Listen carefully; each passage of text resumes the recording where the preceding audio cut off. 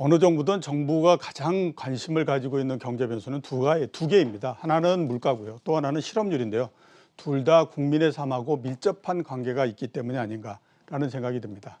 지금 한번 살펴보면 물가는 디플레이션을 걱정해야 될 정도이니까 특별하게 문제가 될 거는 별로 없습니다. 그렇지만 실업률은 이게 상당히 좀 그 문제가 다른데요. 코로나19로 해서 미국에서 4주 동안 2,200만 명이 실업수당을 청구를 했고요. 우리나라도 일자리가 굉장히 빠르게 줄어드는 등 상황이 악화일로 있다, 이렇게 볼 수가 있습니다. 그래서 오늘은 실업을 중심으로 해서 경제 전반에 대해서 알아보는 시간을 갖도록 하겠습니다. 조경엽 한국경제연구원 선임연구위원, 최양호 현대경제연구원 고문 나오셨습니다. 예, 안녕하십니까? 예, 안녕하십니까?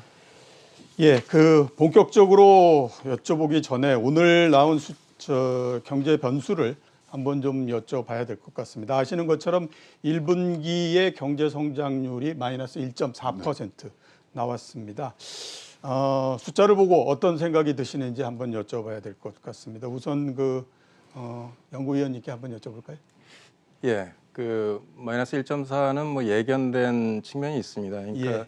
그럼에도 불구하고 이제 3월까지는 그 수출이 그렇게 나쁜 상황이 아니었거든요. 예. 그러니까 4월 들어서 이제 수출이 급감을 하기 시작하는데 그거는 이제 미국이나 이제 유럽 등에 뒤늦게 이제 코로나가 확산이 되면서 사실 통제가 지금도 이어지고 있고 또 강화하는 지역도 많거든요. 그러다 예. 보니까 2분기부터는 이거보다 더 마이너스 1.4%보다 더 내려갈 가능성이 훨씬 더 큽니다.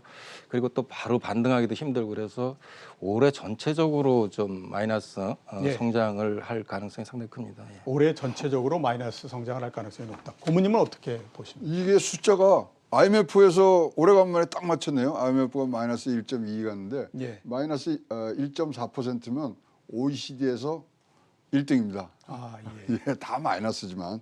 근데 이제 이 관심이 이제 한 분기 우리가 분명히 이게 나쁜 건 알았잖아요. 예. 그렇다면 이게 2분기까지 그럼 연속이 될 거냐. 그게 지금 관점이고요. 2분기에도 지금 13개 기관 평균을 내보니까 마이너스 1.3입니다. 예. 무디스 같은 데는 저희 경제 성장률을 마이너스 3%까지 지금 추정을 하고 있기 때문에 예. 그 레인지에서 아마 갖춰지는데 그러면 플러스로 전환하기 위해서는 어떤 필요가 있냐? 3분기, 4분기에 또 1%대의 성장을 해줘야 되는데 요것은 진짜로 얼마만큼 코로나가 장기화되느냐에 따라서 다른데요. 결국 올해 감수를 해야 될 것 같고요. 2분기 연속 이 역성장을 한 거는 굉장히 오래간만입니다. 예. 따라서 지금 정부에서 하고 있는 재정 정책이 이제 실효를 나타내는 그런 시기들이 2분기, 3분기가 될 테니까 지켜봐야 될 상황이라고 보입니다. 예. 그러면 2분기, 3분기 계속해서는 과연 지금 나오고 있는 여러 정책들이 얼마나 빨리 효과를 볼 수 있느냐 이거에 따라서 결정된다. 이번에 가장 큰 마이너스 요인은 민간 소비가 마이너스 6.4%를 예, 그렇죠. 내려갔기 때문에 예, 예. 민간 소비를 지금 하기 위해서 굉장히 많은 지금 노력들을 하지 않습니까? 그래서 예. 우리가 항상 이연 수요, 보복적 수요 이렇게 얘기합니다만 코로나의 공식 종류가 있고 또는 치료제나 백신이 나왔을 때 보복적 수요로 연결될 수 있는 부분들이 빨리 왔으면 좋겠습니다. 예. 자, 오늘 본격적으로 아무튼 좀 여쭤봐야 될 것 같은데요. 실업 관련해서 먼저 최양호 고문님께 한번 여쭤봐야 될 것 같습니다. 3월 달 지표가 나왔습니다. 네. 상당히 숫자는 안 좋았습니다. 네. 취업자 수가 19만 5천 명 줄어들었고요. 그렇죠. 그죠? 그다음에 청년 체감 실업률이 26.6%를 기록을 했습니다.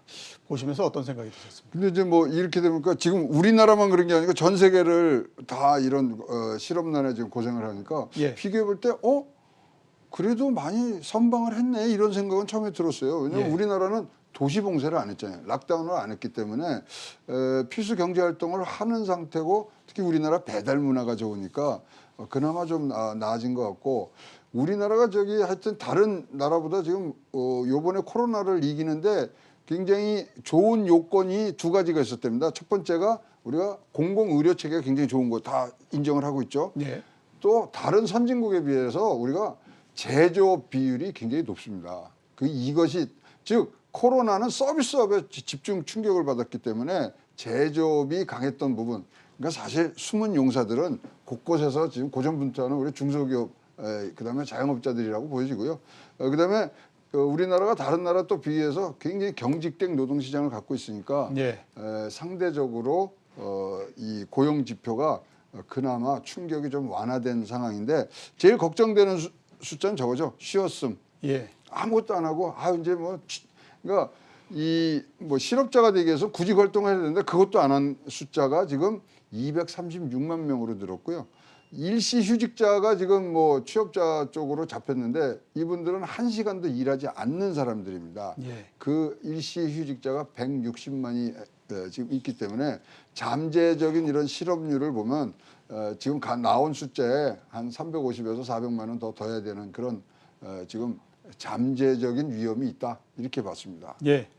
위원님께도 동일한 질문을 좀 드려야 될 것 같은데요. 3월 고용 지표를 보시면서 어떤 기분이 드셨습니까? 예, 뭐 큰일 났다는 생각이 먼저 들죠. 그러니까 우선 경기가 나빠지면 나타나는 현상이 취약계층들 이런 사람들부터 먼저 이제 일자리를 잃으니까 그다음에 이런 사람들이 일자리를 잃으면 바로 생계 위협까지 이제 오게 되니까 이제 그런 것이 이제 가장 큰 걱정이었는데요. 그 임시 근로자가 지금 일자리 42만 개나 이렇게 줄었고 일용 근로자가 17만 3천 개. 그다음에 자영업자 같은 경우에도 19만 5천 개가 이렇게 줄었는데 이 자영업자 같은 경우에는 이제 문을 닫거나 아니면 고용은 없는 이제 자영업자로 이렇게 전락을 하게 되죠. 그래서 이런 사람들이 상당히 많이 이제 고용이 줄었다는 거가 이제 걱정이고 또 한 가지는 연령별로 보면은 이제 지금 60대는 올라갔습니다. 33만 6천 개가 증가를 했는데 이걸 빼면은 이제 전 연령층의 53만 2천 개나 지금 감소를 지금 한 상황이고 특히 청년 일자리 같은 경우가 이제 22만 9천 개가 지금 감소를 했습니다. 예. 그래도 업종별로 보더라도 지금 이제 농림업 이거는 이제 현 정부 들어서 나타난 특이한 현상이 농림업 계속해서 드는데 지난달에 또 늘어났어요. 그다음에 사회보건 서비스는 이제 정부가 이제 하니까 이제 늘어나는데 아까 말씀하셨듯이 이제 서비스 업종 코로나로 인해서 직격탄을 받은 이제 도소매라든가 숙박 음식 이런 데가 이제 일자리가 큰 폭으로 지금 감소를 했는데 이제 문제는 지금 이제 서비스업에 이렇게 타격이 중점이 되던 것이 4월 달부터는 주력 수출 산업으로 이제 확대되는 추세가 있거든요. 그러면 이제 제조업도 이제 증가를 하다가 1, 2월에 증가를 했다가 이제 3월에 감소를 했는데 제조업에서 이제 2만 정도 감소를 했는데 이거보다 이제 4월 달부터는 제조업에서 감소하는 폭이 엄청나게 늘어날 거다. 이제 그렇게 되면 정말 고용 절벽 이런 것들이 이제 올 거로 생각을 합니다. 특히 이제 아까 하여튼 일시 휴직자 같은 경우 이것도 지금 160만 명이 넘었죠, 그죠? 그러니까 작년 3월에 비해서 이제 126만 명이 증가를 한 건데, 그러니까 일반적으로 이제 그 일시 휴직자 같은 경우는 자녀가 방학인 경우 1월달이나 8월에 이제 올라갔다가 이제 방학이 끝나면 이제 바로 감소를 하는 현상이 있습니다. 그래서 이번에도 이제 물론 유치원이나 학교가 이제 개학을 연기를 했지 않습니까? 그러다 보니까 이제 그렇게 늘어난 측면은 분명히 존재를 하는데 이제 문제는 비자발적 일시 휴직자가 큰 폭으로 늘었다는 겁니다. 그러니까 이런 사람들은 다시 말해서 다시 정상적인 일상 취업자로 복귀를 못하고 실업자나 아니면 이제 비경제 활동으로 이렇게 이제 빠지게 되는 이게 이제 고용 절벽이거든요.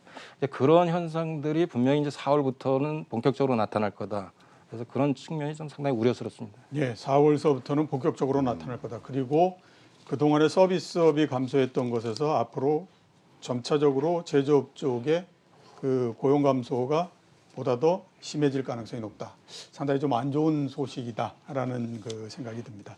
위원님께 계속해서 질문을 좀 드려야 될 것 같은데 우리가 이렇게 되면 과거에 굉장히 안 좋았던 시절하고 상당히 많이 비교를 해봅니다.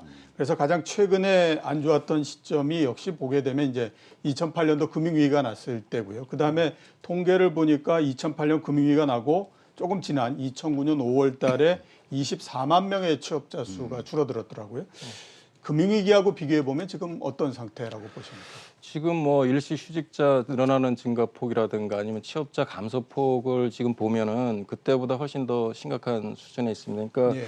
지금 앵커께서 좀 전에 말씀하셨듯이 이제 글로벌 금융위기 때는 이제 일시휴직자가 고용이 한 1년간 계속해서 감소를 했어요. 취업자가 감소를 했는데 일시휴직자가 평균적으로 보면 38만 명 정도 이렇게 월 평균으로 늘어나고 예. 이런 사람들이 이제 다시 복귀를 못하고 실업자로 빠지는 경우가 많았는데 그리고 이제 8월 달이 가장 많았었는데 그때도 뭐 77만 명 정도뿐이 안 돼요. 그러니까 지금 160만 명의 비율을 하면 상당히 낮은 거고 취업자 감소폭도 이제 1년간 이어졌는데 이제 약 8만 명 정도 평균적으로 월 평균 8만 명 정도뿐이 안 감소를 했어요. 그러니까 네. 글로벌 금융위기 때는 지금 이제 시작 지점이지만 지금은 19만 5천 명의 취업자가 지금 감소를 한 상태고 그렇다 보니까 여기에도 또 사실은 상당한 통계적인 이제 저게 있습니다. 아까 무조건 쉬었다는 사람들이나 뭐 이런 사람들이 비경제 활동으로 가면서 안 잡히는 것들이 많으니까. 그래서 어쨌든 그런 거를 비교를 하면 이번에는 글로벌 금융위기 때보다 훨씬 더 취업자 고용난이 심할 예. 거다. 오히려 외환위기 때 이제 월 평균 한 100만 명씩 취업자가 감소를 했거든요. 예. 근데 그때 그래서 한 15개월간 이렇게 지속이 됐는데 외환위기 때. 근데 지금 이게 글로벌 금융위기가 아니라 외환위기 때 같은 현상이 나타나는 게 아니냐. 이제 물론 코로나가 어떻게 진정이 되고 이렇게 가는지는 좀 두고 봐야 되겠지만 지금 나타나는 상황을 보면 분명히 4월 달 같은 경우에는 외환위기를 걱정할 정도로 심각해질 거다. 이런 생각이 예. 좀 들고 있습니다. 예. 그러니까 처음에 지금 계속해서 사태가 나고 고용이 감소하는 형태를 보면 금융위기 때보다는 훨씬 더 지금 빠른 속도로서 진행이 되고 있고 그다음에 외환위기 때의 사례가 나오는 거 아니냐라고 하는 걱정을 해야 되는 그런 상황이다 이렇게 말씀을 해주셨고요. 자 이렇게 되다 보니까 한국경제연구원에서 일단 코로나발 실업자가 최대 33만 명 나올 수 있다라고 그 전망을 했고요. 그다음에 그렇게 해서 그걸 피하기 위해서 대량 실업 방지를 위해서 10대 고용정책 과제를 일단 그 고용노동부에다가 건의를 하신 걸로 제가 알고 있는데요. 자세한 내용을 좀 알려주시겠습니까? 예, 한국경제연구원은 이제 신규 실업자 증가폭이 한 33만 3천 명 될 거라고 이제 추정을 했는데, 예. 제 개인적으로는 상당히 과소 추정한 거로 생각이 됩니다. 그러니까 훨씬 더 이제 외환위기 때 한 90만 명에 달하는 이제 거기 수준까지는 아니더라도 만약에 이제 앞으로 경제 성장이 어떻게 가느냐에 따라서 다르겠지만 상당히 거기에 육박하는 정도로 이제 갈 거라는 생각이 듭니다. 그러니까 예. 그 과소 추정한 측면이 상당히 크고요. 그래서 이제 한경련에서 제안하는 것들은 이제 물론 이제 실직자나 무급휴직자가 나타나니까 이런 재난에 때 이제 그 국가가 이런 것을 지원해주고 이런 건 당연히 해야 됩니다. 그래서 그런 걸 좀 더 강화해라는 지원을 했고, 그 다음에 유동성 위기, 그러니까 잠시적인 유동성 위기 때문에 우량 기업이 무너지지 않게 하기 위한 이런 이제 지금 현 정부 하는 그런 정책들을 많이 제안을 했습니다. 그런데 이제 문제는 뭐냐면 정부가 언제까지 이렇게 계속해서 지원을 할 수가 없다는 겁니다. 그러니까 그렇죠. 예. 코로나 자체도 지금 이렇게 진정이 되더라도 현재 경제 상태가 장기화될 가능성이 상당히 높거든요. 그래서 그렇게 되면은 일시적으로 이렇게 지원을 끊임없이 해서 회복하기는 좀 어렵고, 그렇다면은 기업 스스로가 회복을 할 수 있는 이런 이제 제도적 개선도 필요하다. 그래서 예. 이제 제안한 것들이 조세 지원 제도 강화라든가 최저임금 동결 뭐 이런 것들을 했습니다. 그러니까 조세 지원 강화 같은 경우에 이런 이제 어려웠을 때 기업들이 이제 세부담을 덜어주기 위해서 2월 결손금이라는 게 있습니다. 올해 결손이 나오면 다음 해에 이제 2월에서 넘겨주는 거. 그렇죠. 아니면 작년엔 세금을 냈는데 올해 결손이 됐는데 그러면 이제 작년에 냈던 것 중에 일부를 좀 이렇게 환급해서 받는 방법입니다. 그러니까 그거는 선진국에 비해서 우리나라가 훨씬 이렇게 무슨 너무 약하게 돼 있습니다. 그래서 그런 걸 좀 강화를 해서 이런 위기 때 기업들한테 부담을 덜어주는 게 필요하다 이런 거고, 또 한 가지는 이제 다른 나라에 없는 게 이제 우리나라의 최저한세라는 게 있습니다. 비과세 감면 때문에 이제 기업들이 법인세를 안 내는 경우가 있으니까 어떤 일정 수준 이하는 무조건 이제 법인세를 내게끔. 그런데 문제는 뭐냐면 고용을 창출을 하더라도 이 최저한세 때문에 더 이상 이제 고용 창출에 대한 세액 공제를 받지 못하는 이런 문제가 있어요. 그래서 그런 것도 이제 차제에 선진국처럼 이렇게 최저한세 없애는 게 맞지 않느냐. 세제도 좀 선진화하고 이밖에 뭐 규제나 이런 것들을 많이 제안을 했고 그다음에 최저임금 같은 경우도 지난 3년간 33% 정도 이렇게 급증을 하면서 나타난 게 기업 상산 비용이 좀 급증을 했고 그러다 보니까 자영업자 같은 경우는 직접적인 타격을 받았고 예. 근데 문제는 뭐냐면 거기 최저임금 때문에 그 보호하려는 대상자인 저임금 근로자들이 사실은 실직하는 경우가 많았어요. 그래서 예. 지금 상황에서 경기가 나빠지니까 저임금 근로자들이 상당히 타격을 받고 자영업자도 마찬가지라면 최저임금 같은 경우는 올해는 좀 동결을 해서 근데 이러한 이제 부담을 덜어주는 방향으로 하자 뭐 이런 이제 제안들을 환경연에서 했습니다. 예, 여러 제안들을 하셨는데 그게 좀 많이 반영이 됐으면 하는 생각이 좀 예, 듭니다. 그렇습니다. 자, 그 어제 고용노동부에서 그 코로나19 위기 대응 고용안정 특별 대책을 내놨습니다. 일단 그 내용도 저희가 한 번은 좀 짚어봐야 되지 않나라는 생각이 드는데요. 위원님 계속 좀 말씀을 해주시겠습니다. 예. 지금 이제 지금까지 고용 안정으로 이제 100조 원 거기에다가 이제 소상공인 지원해서 50조에서 150조 원을 이미 이제 1, 2차 비상대책에서 했고요. 예, 이제 어제 나온 거를 보면 기간 산업 지원을 위해서 이제 40조 원을 지원을 하기로 했습니다. 이제 단지 여기엔 여러 가지 조건이 붙어 있어요. 이제 고용을 유지한다는 조건이나 자구 노력을 한다는 조건 하에서 이 기간 산업들이 이제 생태계가 붕괴되지 않게 지원을 하겠다. 이제 그 40조가 있는데 거기에 조금 좀 우려스러운 저 제안이 좀 있는데 그게 하나가 뭐냐면 지분을 이렇게 지원해 준 거에 15에서 20%의 지분을 확보를 하겠다 정부가. 예. 이제 그런 거에 대해서는 사실 뭐 미국이 그런다 그래서 지금 하는 것 같은데 미국과 달리 우리나라는 지금도 기업의 정부의 간섭이 너무 심합니다. 그런데 여기에 이제 15%에서 20%까지 지분까지 가꾸게 되면 사실 정부가 기업 경영에 간섭하는 이런 이제 부작용이 있고 많은 기업들이 그렇게 되는 거는 사실 시장 경제에서 바람직한 측면이 아니에요. 그래서 그런 것들이 있고 그다음 하나는 고용 유지를 하는 것도 조건이 됩니다. 물론 지금은 이제 어려우니까 고용 유지하는 것도 이 안정성 측면을 추구하는 게 중요한데 항상 고용 안정성과 유연성은 이렇게 상충되는 측면이 있습니다. 그러니까 고용을 유지를 하기 때문에 사실 기업 구조 조정도 어려운 측면이 있고 또 한 가지는 그 사람들 때문에 지금 청년 실업이 가장 심각한데 예, 청년들이 일자리를 못 잡는 이런 문제도 있기 때문에 좀 거기에 좀 더 생각을 해볼 필요가 있고 그다음에 또 하나는 10조 원을 갖고 이제 고용 유지를 한다라면서 한 55만 개 일자리를 지금 창출을 하겠다 이렇게 했거든요. 정부가 나서서 그 중에 30만 개 이상이 보면 전부 산불 지킴이라든가 방역 사실은 거의 허드렛 일이고 이게 어떤 국가의 뭐 생산성에 기여하고 이런 그렇죠. 것이 아니거든요. 예, 예, 예. 그래서 옛날 과거에 이제 그 뉴딜 정책 때도 그때도 엄청나게 이제 고용을 한다라면서 휴지, 죽기, 비둘기, 쫓기 뭐 이런 것들을 해서 공공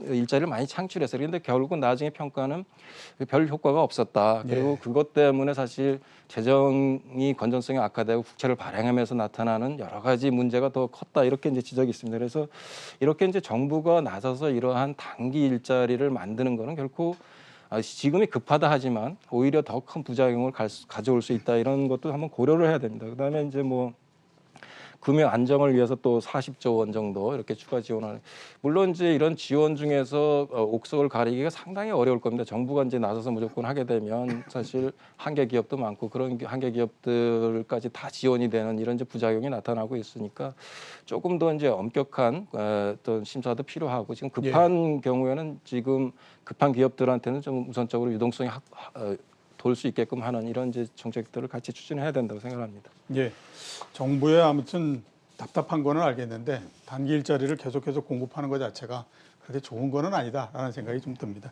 그 고모님은 어제 대책을 보면서 네. 어떤 생각이 좀 드셨습니까? 지금 뭐 과거의 그 경제 위기들에 대한 비교들을 많이 하시는데요. 예. 이건 저희가 처음 겪어보는 위기입니다. 예. 따라서 처방이 달라야 된다고 생각하고요. 예, 지금 위원님하고도 굉장히 같은 생각을 많이 하는데 지금 이것을 뭐 연명하는 차원에서 하면은 지금 코로나 전과 후는 완전히 다른 세상이 지금 펼쳐진다고 다들 전망을 하고 있는데 과연 디지털 경제로 우리가 전환하는 데 있어서 이게 독이 될지 득이 될지 모릅니다.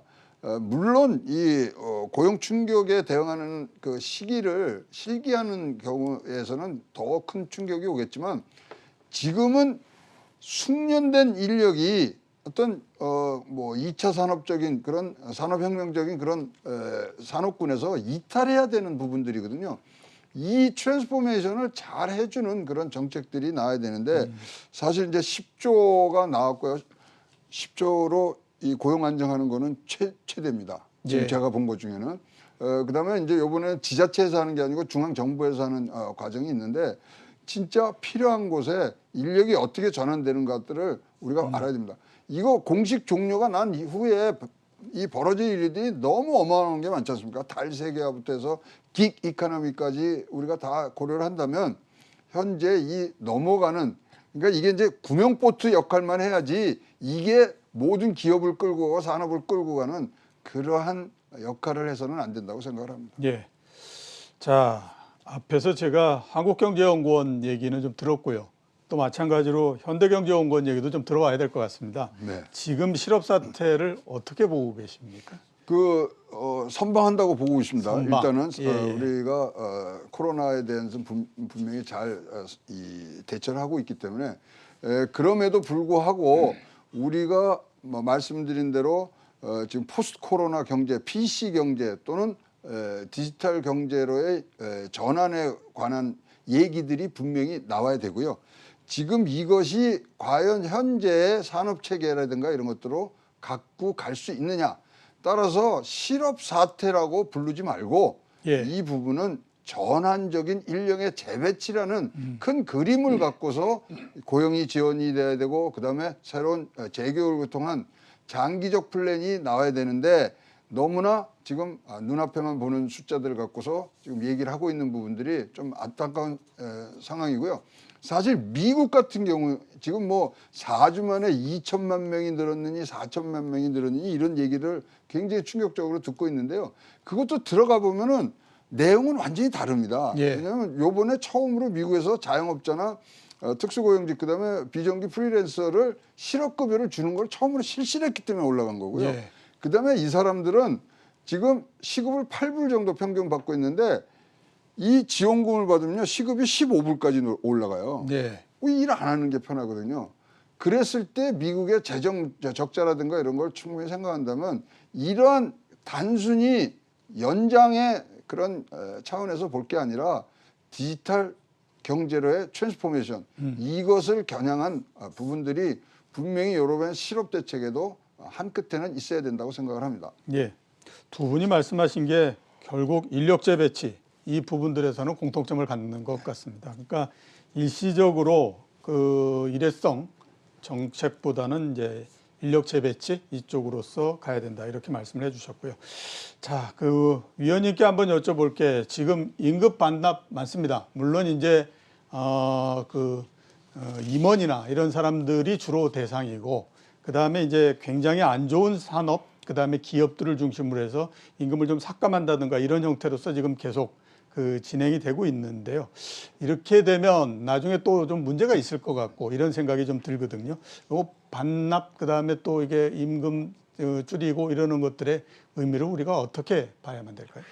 그 나름대로 뭐 자구 노력을 지금 하고 있다고 이제 볼 수밖에 없죠. 이제 네. 임금 삭감을 한다든가 아니면 휴직을 하고 아니면 휴업을 하고. 근데 이런 이제 자구 노력을 했는데 예. 이게 이제 결국은 언제까지 할 수 있느냐가 이제 문제거든요. 그렇죠. 예, 예, 지금 보면 지금까지는 이제 서비스 업종 위주로 이제 자영업자들이나 이쪽의 문제였지만은 지금 이제 우리나라 주력 기업들의 수출 주력 기업들이 타격이 오면서 나타나는 이제 그 하청업자들 문제까지 이렇게 연계가 되는 거잖아요.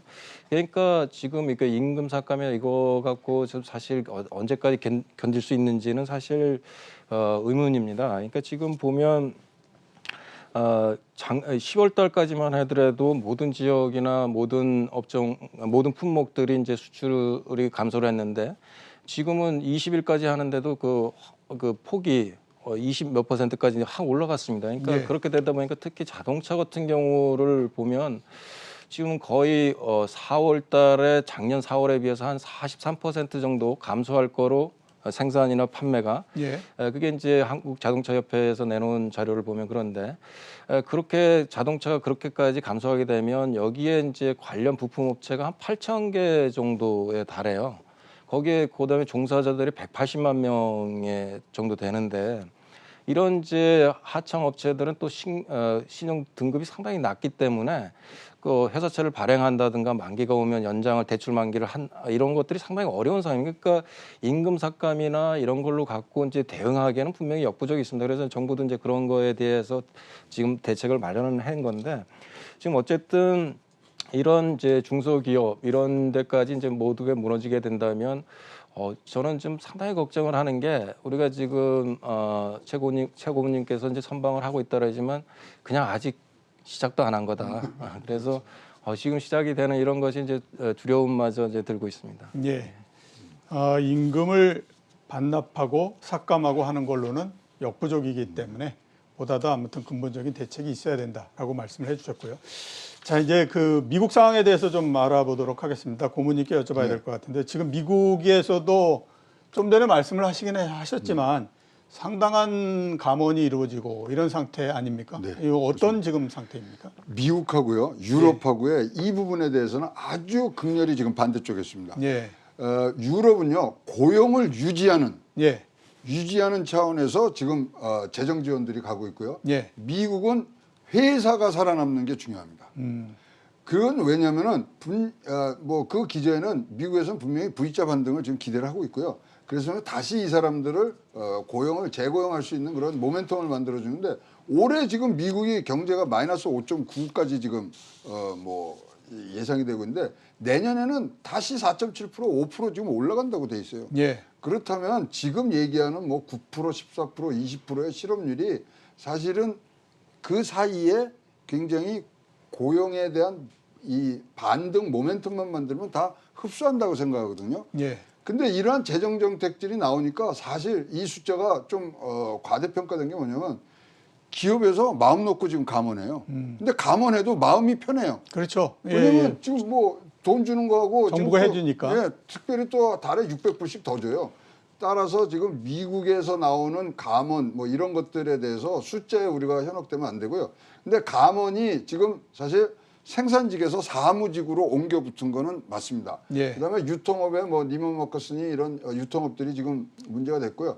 특히 지금 트럼프 대통령이 제일 걱정하고 있는 셰일가스 업계 지금 벌써 두 회사가 파산 신청을 했죠. 화이트닝 퍼트롤리움하고 악시덴탈이 지금 했기 때문에 그 부분에 있어서의 지금 이 파장이 더 많이 넘치지 않도록만 하는데 미국 경제의 정상적인 모습은 연에 300만 명만 추가로 취업을 시켜주면 되거든요. 예. 그래서 지금 너무 숫자에는 걱정하지 마시고요. 미국 경제의 기업 실적에 따라서 기업들이 자체적으로 하는 모습으로 간다고 보시면은 이해가 쉬우실 것 같습니다. 예. 자, 그 실업이 늘어나게 되면 당연히 생길 수 있는 문제가 빈곤이 굉장히 커지는 형태가 됩니다. 그러면 빈곤율이 높아지고 이렇게 될 수밖에 없기 때문에 지금 미국에서 얘기 나오는 걸로는 1967년 이후에 반세기 만에 가장 최악의 빈곤율 기록을 할 거다라는 얘기가 나오고 있거든요. 이 부분에 대해서는 어떻게 보고 계십니까? 근데 빈곤의 정의가 하루에 1.9달러 이하의 생활을 하는 지출을 할 수 있는 사람은 빈곤이라 그러는데요. 사실 이제 빈곤율이 이제 실업률하고 같이 동행을 하기 때문에 그 보조적인 성격이지 사실 그렇게 이불 밑으로 지금 쓴다 그래서 자산이 없는 경우가 있고 자산이 있는 경우가 있고 등등이 있어서 사실 월드뱅크에서는 전 세계에 한 6천만 명 정도의 빈곤이 이번 코로나 19로 인해서 늘어난다 그러지만 거기에 미국이 3천만 명을 더한다. 저는 이렇게 생각은 안 하고요. 일단 실업률 조정에는 특히 올해같이 미국의 특수상황, 대선이 있는 해기 때문에 그 부분을 굉장히 컨트롤하려고 그러지 빈곤율까지는 저희가 걱정을 해서는 안 된다고 생각합니다. 예. 네. 빈곤율까지는 걱정할 필요가 없다. 이렇게 말씀해 주셨고요.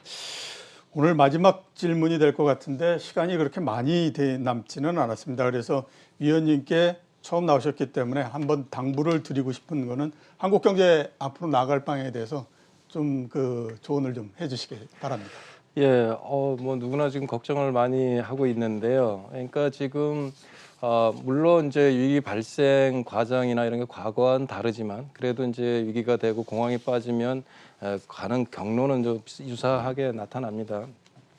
근데 지금 이제 과거는 그래도 우리나라가 외환위기나 글로벌 금융위기 때 V자 반등에 성공을 했고 지금 좀 전에 말씀했듯이 미국 같은 경우에는 또 이제 V자 반등이 성공할 거로 예상이 돼요. 그러니까 예. 거기는 지금 기업 구조 조정을 허용을 하는 상황이죠. 그러니까 고용에 대해서 고용이나 인력 조정이나 이런 산업 조정, 경기 침체기에 이러한 이제 구조 조정이 성공하지 못한다면 사실 4차 산업이나 다른 걸로 이렇게 가기가 상당히 어려워요. 그래서 그렇죠. 예. 그런 측면에서 보면 우리도 이런 위기를 기회로 삼기 위해서는 그런 구조조정을 좀 박차를 가야 된다 이렇게 생각을 하고요. 그다음에 그렇게 하기 위해서는 좀 우리나라가 기초 체력이 많이 약해진 거가 뭐냐면 현 정부 정책이 사실 반시장적인 게 많았었거든요. 예. 그러니까 반기업, 친노조 정책이나 규제, 높은 규제라든가 그다음에 그 법인세 인상 뭐 이런 것들이 사실 투자 환경을 열악하게 만들었고 자꾸 이제 탈한국화라는 현상들이 많이 나타났기 때문에 그런 이제 정책 수정을 통해서 기업들이 구조조정을 할 수 있는 이런 여력을 하고 그 정부는 이제 거기에 필수 어디를 지원해야 되는지 쪽집게처럼 이렇게 핀셋 지원을 해야 되고 정말 생계를 위협받는 사람한테는 지금보다 더 크게 지원을 하고 이런 식으로 가야 될 것 같습니다. 예. 자, 오늘 나와서 귀한 말씀해 주셔서 대단히 감사합니다.